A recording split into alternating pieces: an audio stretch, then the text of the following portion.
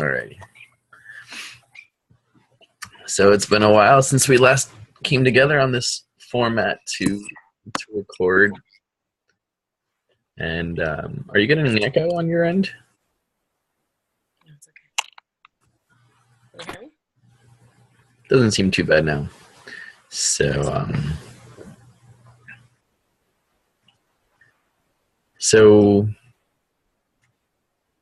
since the last time we recorded, we had 8 days in Ithaca, and we experienced a few things that had us understand that we're on the path towards conscious disruption, but yet we also learned that we even as leaders on this path, that we might not be going far enough, and so I'm specifically remembering this time where we went to our local supermarket and we were wanting a salad, and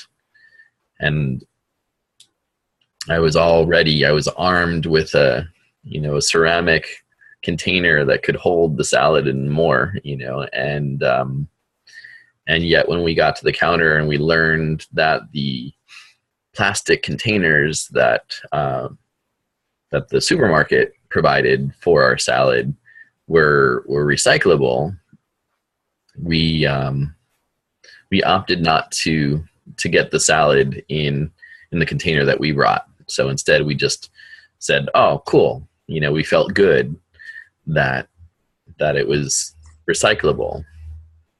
And then on the way to the beautiful park where we ate our salad, I was thinking, wow, like we still contributed to creating more demand for petroleum-based products. So even though something was moving in the right directions and being recyclable,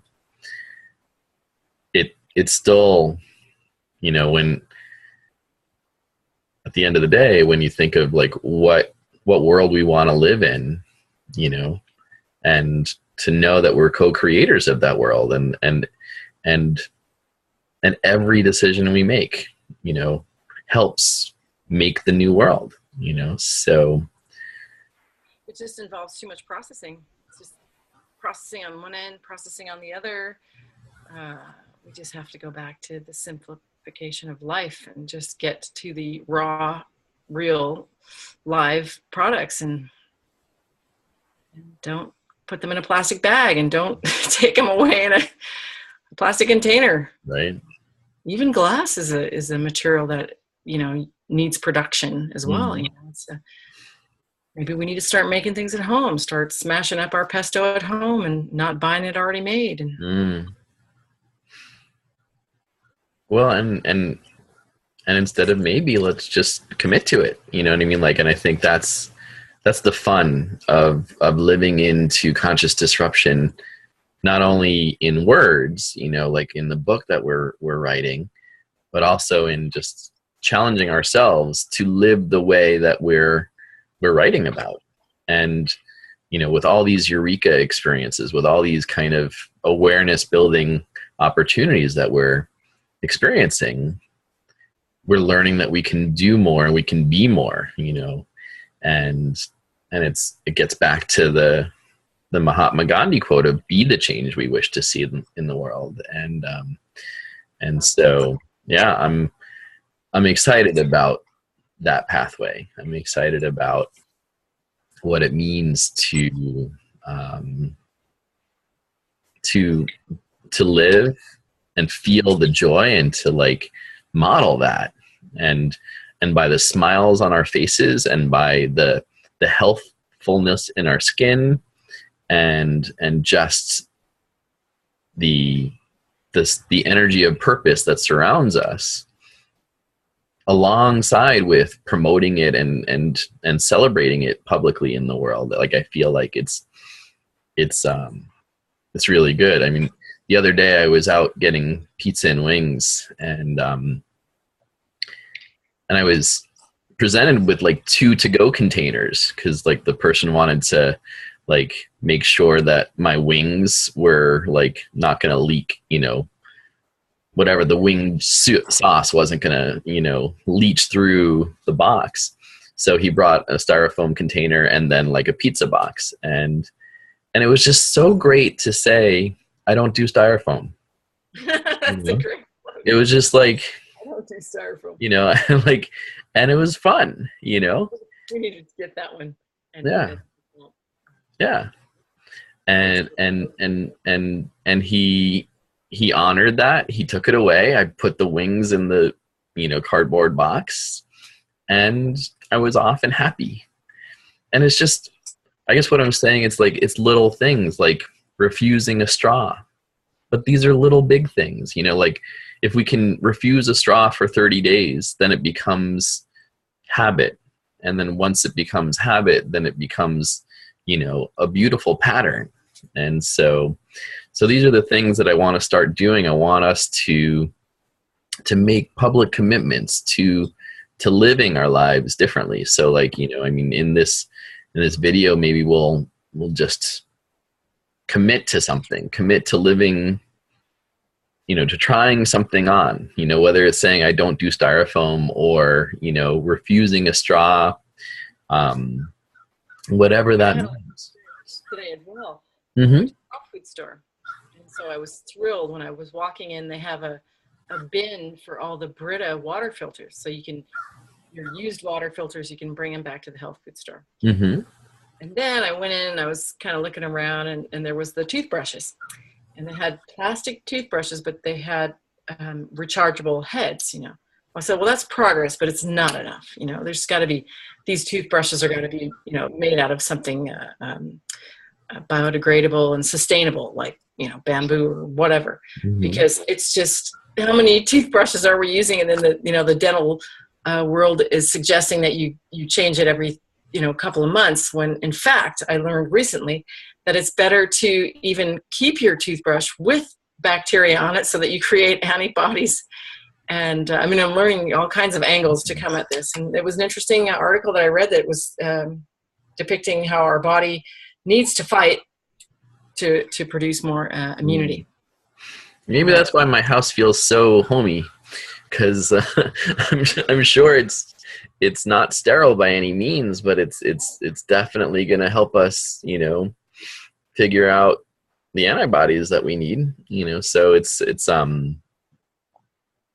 I feel like it is a really good way to start living, you know, is just like, yes, like, you know, let's learn the latest in technology and then incorporate a conscious process for creating that, you know, and for, you know, I mean, a lot of latest technology is really basic human natural living, and that's what I'm starting to practice things today. I wash my hair with a little apple cider vinegar. I'm looking at doing a baking soda shampoo where it's just not made or put in a plastic bottle. You make it yourself. Mm-hmm.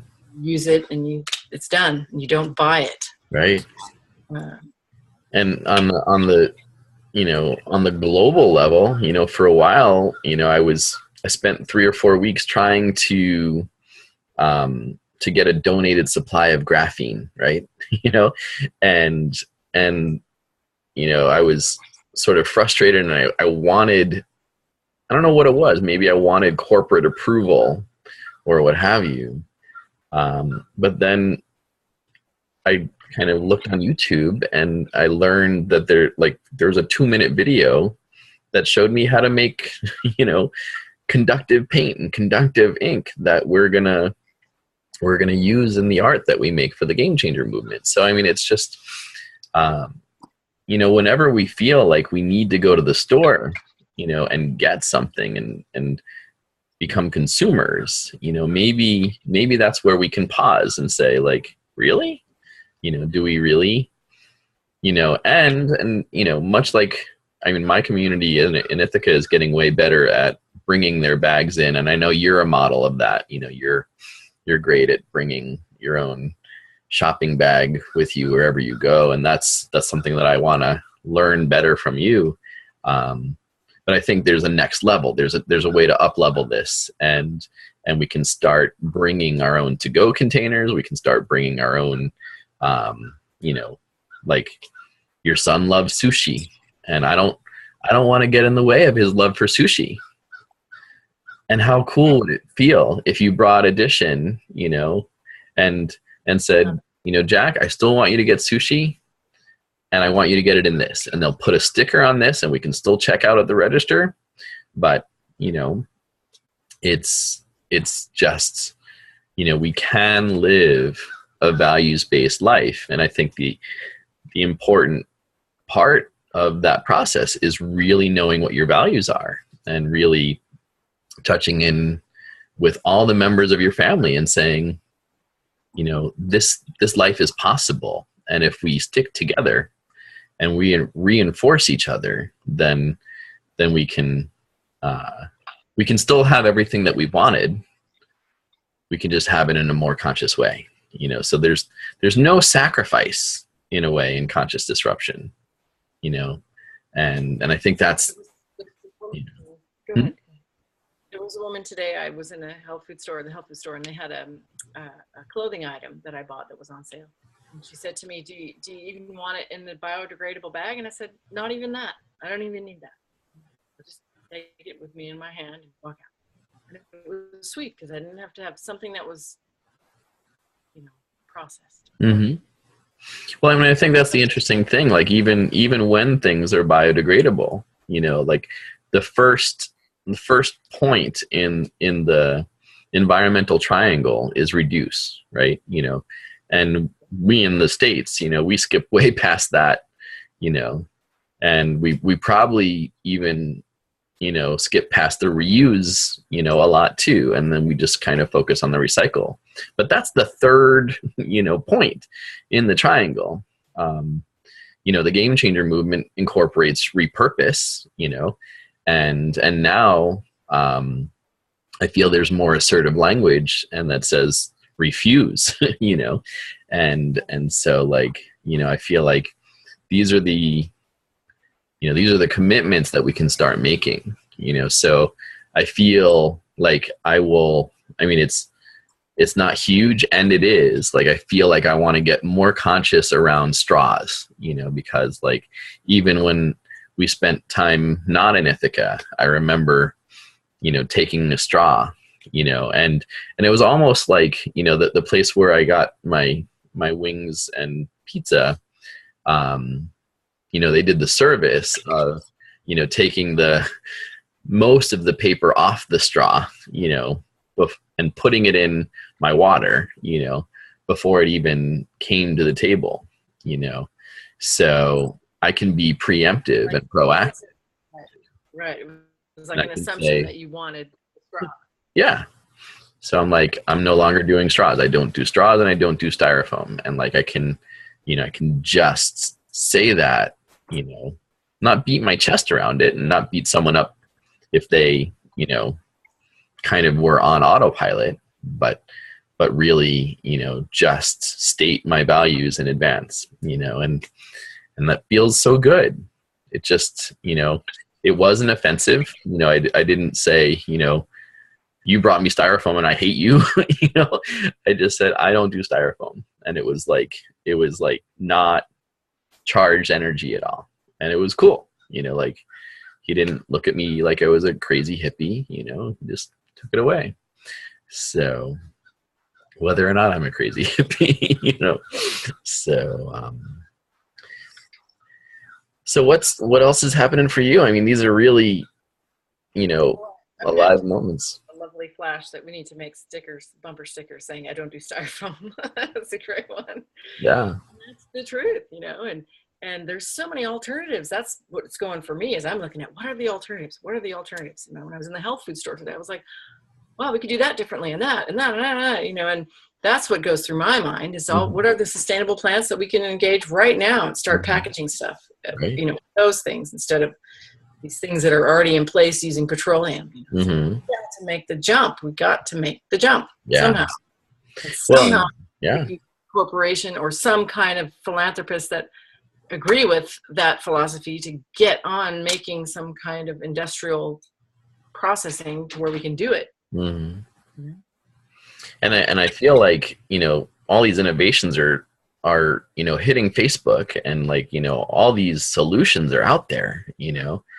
um, and specifically, like, my heart is feeling called towards North Dakota, and just all the, I don't even want to call it uprising. I want to call it like peaceful gathering about creating a world that we want to live in, so I don't even want to call it protest. I want to call it, um, a new opportunity for occupying a different space. And I feel like what, the contribution I want to make, along with the game changer movement, in North Dakota and everywhere, is that I want people to understand that this new way is possible, and in order to live this new way, we do need to let go of the old way.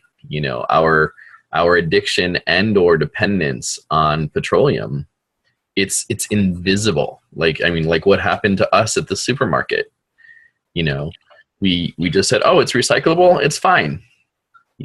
We had the container right there. And so one of the things that I want to do is I want to find out how many people there are, gathered in North Dakota. And I want to find a way to raise the funds to give all the people who are gathering there, reusable water bottles that allow, people to stay hydrated as they gather, and they no longer need to contribute to the demand for petroleum-based products.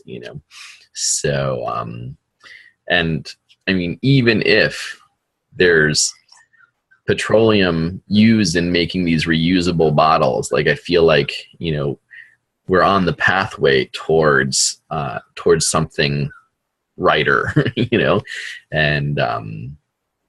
and so it's just, how cool would it be if there was a watering station rather than just someone chucking water bottles at people, and that there was a water filtration unit that, was,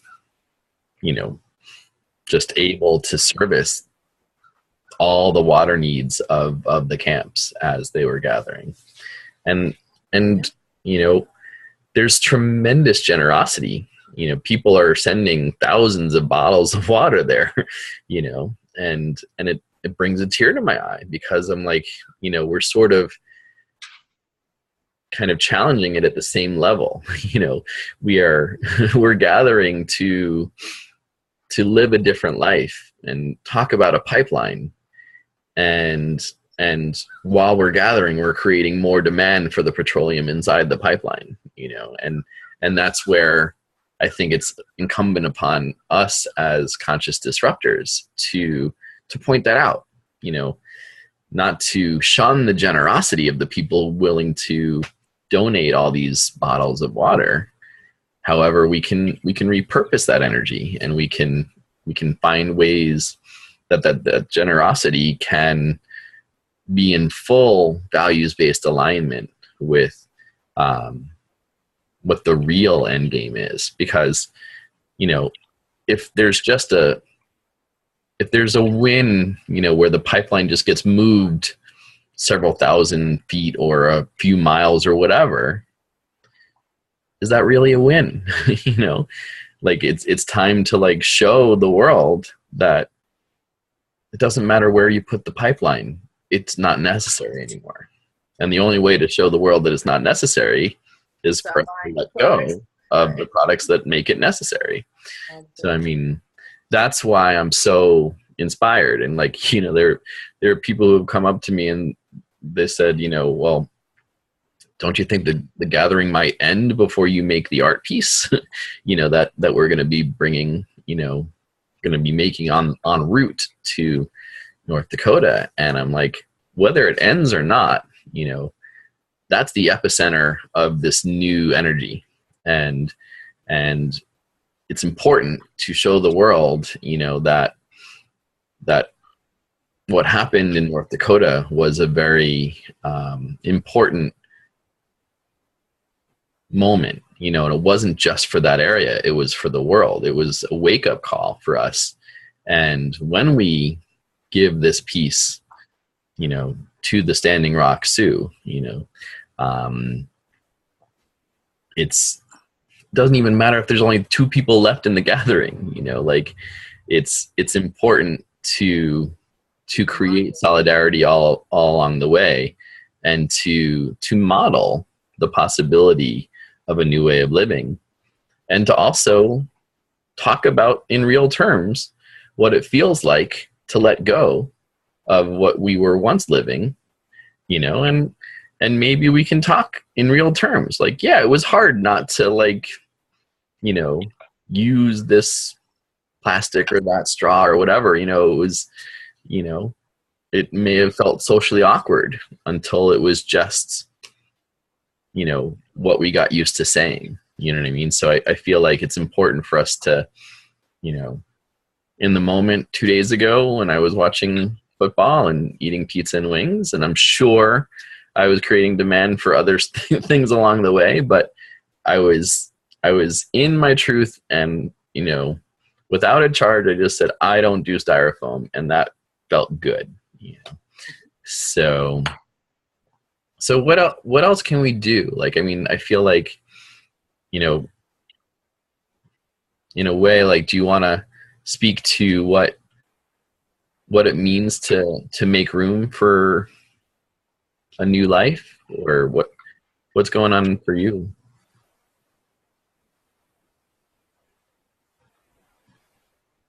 Well, that can be in so many aspects.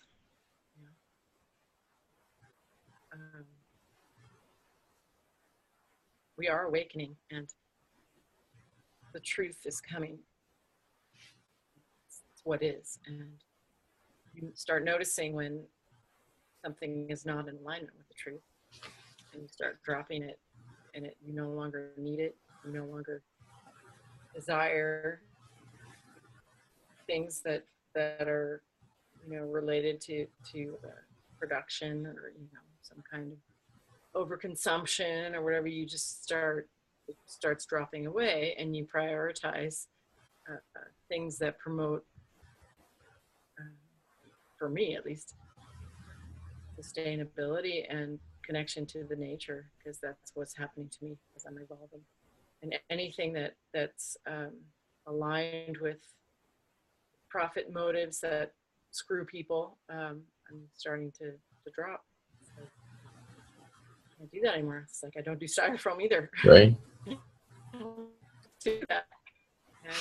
And I stopped doing plastic bottles when you came, and sure, I do the Brita, and I was recently pleasantly surprised in Philadelphia as I was changing to come to Ithaca. There was water stations in the airport there where you could fill up your bottle. Right. It's really cool. I'm so thrilled.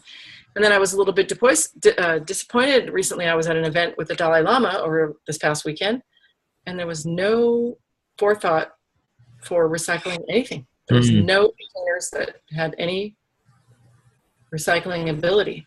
So I was a bit like, wow, we're at this totally conscious event, and the catering is like not conscious. And there was, anyhow, I'm not going to critique, but this is an observation. And I thought, wow, we can do better than this. Let's do better than this. And why, you know, I don't want to criticize the thing. And it was an observation that they weren't even thinking about this. Right. Well, I mean, in a way, like, you know, I mean, this is a weird, interesting thing, but like, so when I was in the pharmaceutical sales realm, you know, when I saw someone who was, what they say in our promotional material, like laterally obese, you know, when I saw, you know, someone who, you know, had, you know, side fat, you know, like people were sort of celebrating that, and they were like, well, that's business for us. You know what I mean? So, and I want to transform that and, you know, take situations like you just experienced, and situations like I just experienced a few weeks ago. I went to this like kind of beautiful community gathering, you know, where lunch was being, shared with lots of people.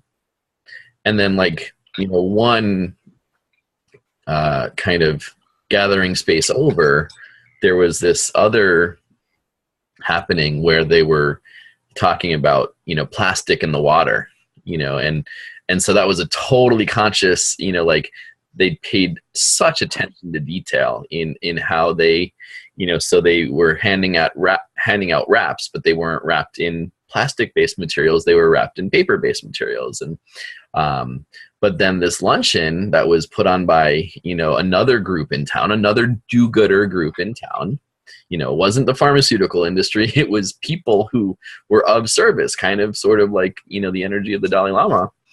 And they paid no thought to the recycling aspect of the event. And so much like my days in the pharmaceutical industry, I now look at that and say, that's our work. That's where we get to participate. And that's where, we as conscious disruption consultants, can really engage in the conversations without judgment and just say, we've all been blinded, by the status quo, including me, just like me. I mean, that's what the Dalai Lama says, in the compassionate thing. It's like, just like me. So, we're guilty as charged, and we're learning, and we want to learn with people. We don't want to learn at people, we want to learn with people. And so without judgment, we know that we can do better. And that's what I want to commit to doing, in this life path with you. And that was the message at the Dalai Lama. He said, commit to something. That's what he said. Commit to something. And what did that inspire? Like, was there anything specific that well, for me, it was committing, to my mission, to living into my truth, to, letting go of things that are not serving the planet anymore. And as well, situations with people who are, how do I say this, more ego-driven and not really concerned for the earth or certain people. So yeah, that's what I took away from him. Mm-hmm. And also he spoke about women being the force that's going to save the planet. And how does that feel for you? You're one of them. Economically and because we care. Mm-hmm. I know there's a lot of men who care, and I know that. Mm-hmm. And combine that with the Simon Sinek video that we saw yesterday, right? So that was a very powerful video, and, just talking about, he clarified, he's like, he was asked, do we need more women? He's like, yes, and we also need more men who act like women, and women who are leaders, not just women leaders. He wanted women who are leaders. Right. And women who are leaders with caring in their heart, rather than women who are acting like men, and that's how they became leaders, and I feel like that's what I love seeing in you is, when you feel safe enough to be the soft, caring woman, you know what I mean? Like that is the most powerful woman you can be. It's the most powerful you can be. And that's what the planet is asking of you. You are, women are the womb of the universe, and you are the most life-giving, part of our humanity. And we need to celebrate that, and we need to I don't know, just understand that it's sacred. It's sacred to have a womb, and it's sacred to care. And it's not a sign of weakness. And I guess that's the thing is caring is not weakness. Like vulnerability is not weakness. It's it's where our power comes from, you know, and you know, it's just important for the men in the world to start looking through these lenses and, you know, realizing that, you know, we've gotten from point A to point B way too many times without considering its impact on the planet, you know, its impact on the womb that this life-giving planet, you know. So it's time to, you know, like Simon Sinek says, like not pointing out all the bad, but to like really, really celebrating the good, you know. So I mean, that's what I love about how you post on Facebook, is like you just keep on posting positivity, and you keep on posting how it could be and how it is. And the more you do that, the more we do that, the more a larger collective does that, the more we're co-creating that way of being. And so, you know, I mean, that's my commitment, is to just to continue to celebrate that with you, and to continue to add more supportive energy. And I feel like, you know, we're better together, which is, you know, sort of the Simon Sinek book, you know, together is better, you know, and I feel like that's the other way that collaboration is gonna, you know, sort of beat out competition in this next way of being, and not beat out competition, but replace competition, you know, and because that's really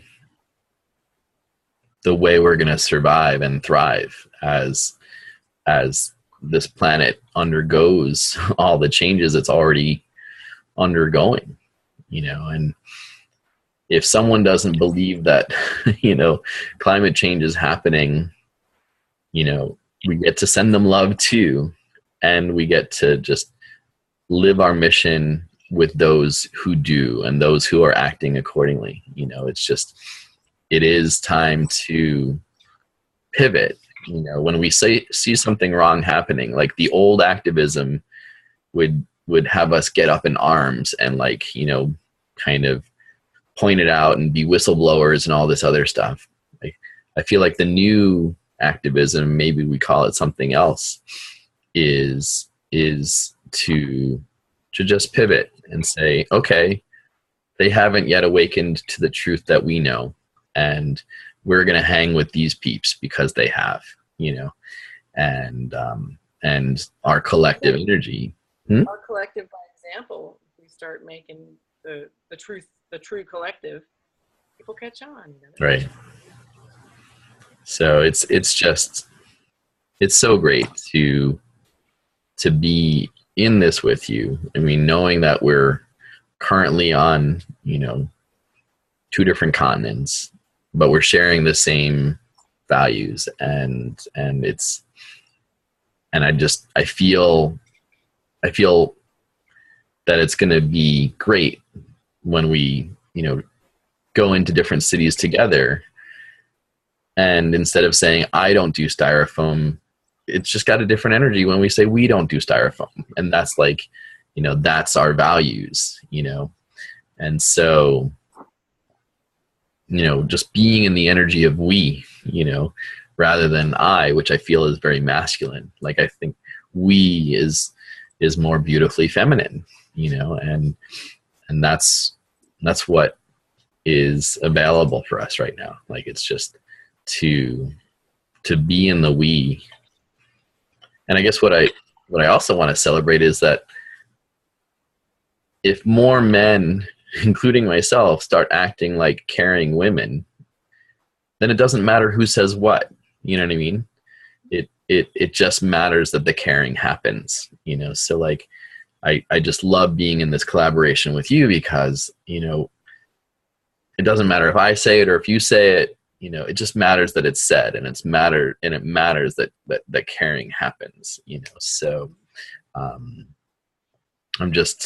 committed to more stories, to more, you know, I don't want to call it courage, because I think, you know, just Oh, it is. that, It's courageous to say, no, I'm not doing that anymore. I'm not Right. going with this insanity of overproduction of petroleum products. We don't need them anymore. Right. Well, that's what I'm so excited about with what we get to bring to North Dakota. You know, is like we're making an art piece that's going to show people how simplistic, you know, the process of replacing the pipeline, so that it's so that we just know that it's no longer necessary.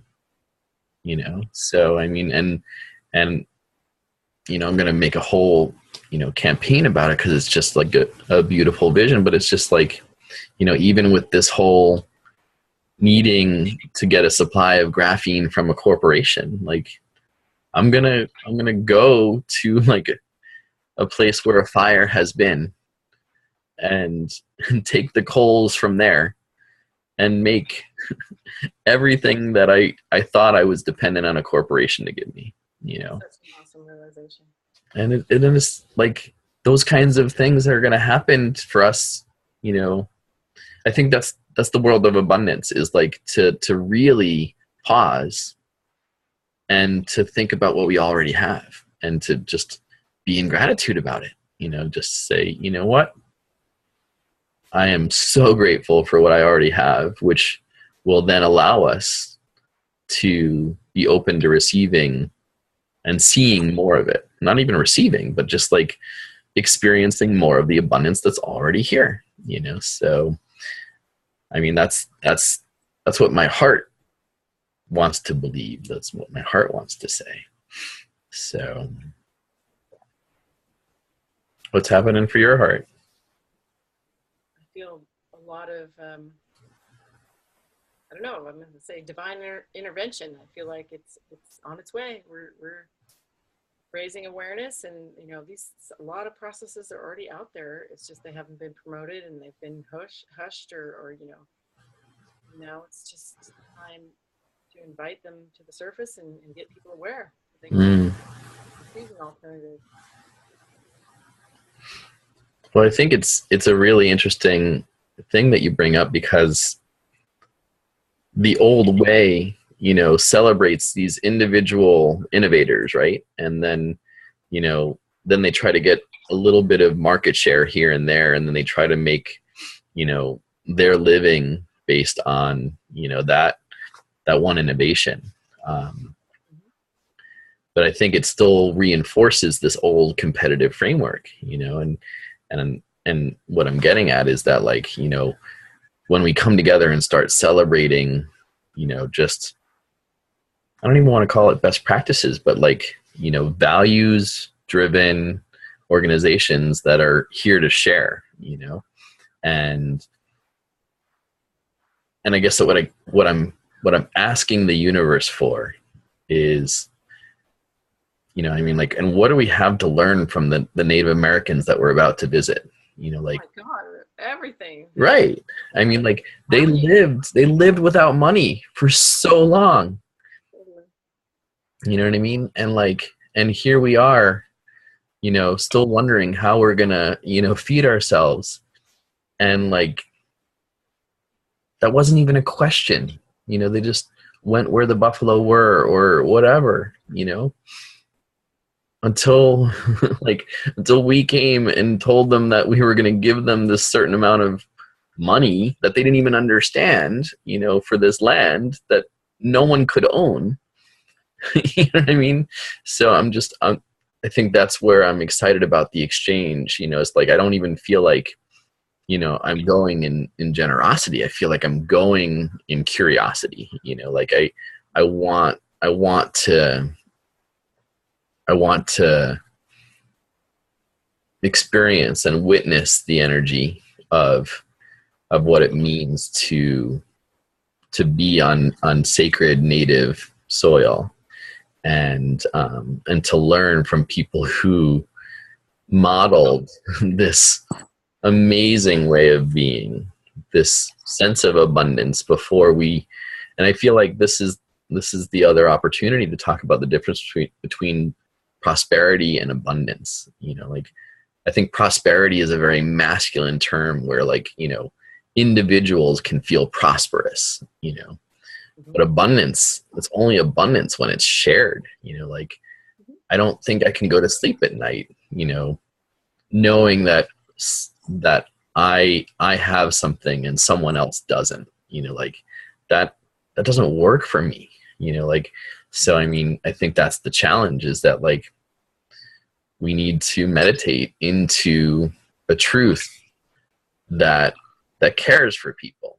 You know, I mean, that's what Simon Sinek was really getting at, is like, you know, the feminine, the female, the woman, you know, the caretaker, like that's the opportunity, that's the moment, you know. So I thank you, Carol, for like bringing that, you know, that video into my life, bringing your passion for this planet into my life, because I've learned so much already, and I'm just at the tip of the iceberg of what it means to grow and learn into this way of being with you. And so my heart feels happy to every time we connect like this, and every time that we have these conversations, because I feel lifted. I feel like I can go to my restaurant tomorrow and without charge, just state my values without making anyone wrong. I can just let them know who I am and who we are. And that feels really potent, you know.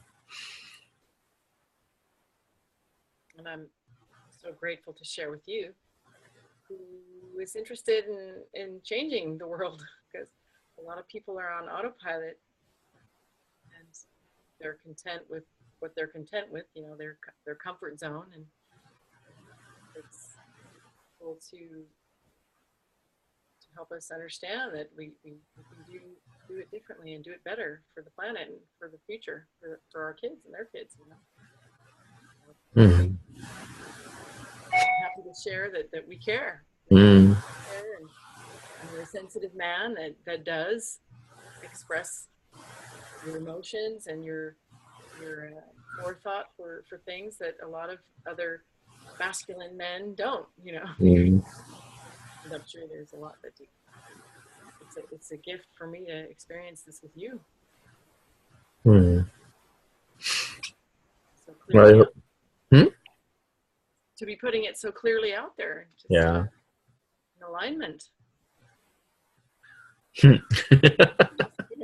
mosquitoes are out. Well, it's wonderful, because I just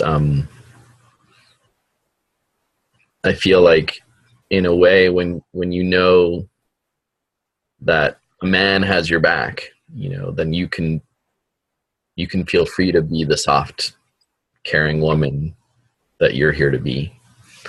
And that's what it means to walk in alignment, you know, and to live and be aligned. And so that's what I celebrate the most, is just having a life and mission partner who I look up to, you know, and that feels like a gift for me, my family, and the planet, you know, like, and that is the beautiful part of conscious disruption, you know, is like, you know, when you make the choice to walk into your values, and the things that no longer serve, you know, fall away, it creates a very powerful momentum. And that's what I hope to experience more and more of, you know, as we take more bold and conscious steps into this. You know, it's you know, I didn't have the best models growing up, you know, like, and so a lot of this stuff I learn from you, and I want to learn from the Native American folks that we get to visit, and the Dalai Lama, and all these different beautiful people who bring to this planet their own wisdom. You know, it's just, But I think what I'm learning more and more of is that it's time to start checking in with ourselves and to quiet all the other voices, the voices of judgment, the voices of, our parents, all these other voices, and wait long enough until we get to our own, the voice in our hearts that is the truest voice that can just, and that's where right action comes from, so I feel emboldened, I feel enlivened to record this with you, and I'm sure we'll cut it into a whole bunch of beautiful pieces that we can share in forms that are way less than an hour long. But I'm really grateful that we got to do this. You want to call it done for now? Yeah? Okay.